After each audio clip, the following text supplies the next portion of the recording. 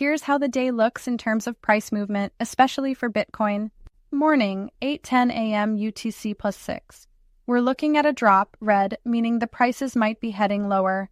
Late morning to early afternoon, 11 a.m., 3 p.m. UTC plus 6. Things should turn around a bit and get better, green.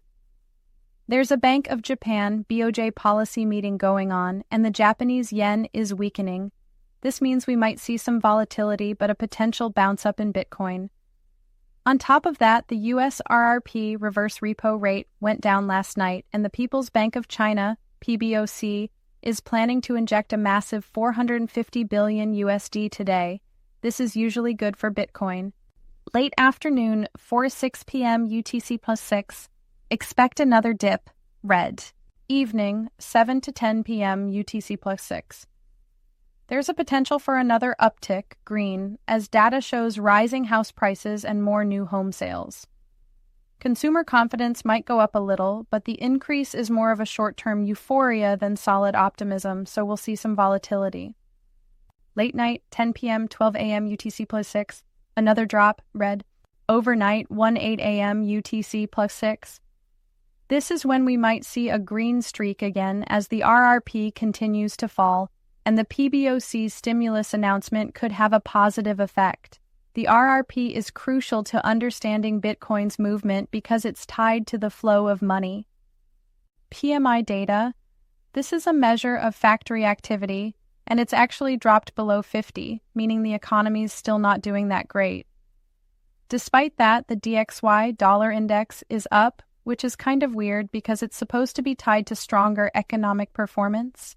But it's actually rising because of inflation fears, especially with oil prices going up due to new tariffs on Venezuela by Trump. It's like a warning sign that inflation is still a big concern. Housing market. The housing market's looking like it's going to keep pushing inflation up. The house price index is rising and new home sales are up too. The more houses get built, the higher their prices tend to go, which also fuels inflation. So if prices keep climbing, inflation will too, and that could affect the DXY and Bitcoin. Consumer confidence. This is a tricky one. Last month, when consumer confidence dropped, Bitcoin went up. But this time, the consumer confidence numbers might rise a bit, but it's still going to feel sluggish, just like the retail sales data. So if consumer confidence does rise, it'll probably push the DXY up, and that could make Bitcoin drop a little. Bank stocks and central banks. Bank stocks are starting to go up thanks to buybacks, and when the economy isn't looking too hot, the central banks step in to stabilize things. But here's the key. Stimulus isn't about the program itself, it's about the money. Whenever more money gets pumped into the system, that's when you see stimulus happening and it affects the market. In the end, it's all about the flow of money. Bitcoin's going to follow the money trends, so pay attention to what the central banks are doing with rates and stimulus. If the money's flowing, Bitcoin could follow the same path.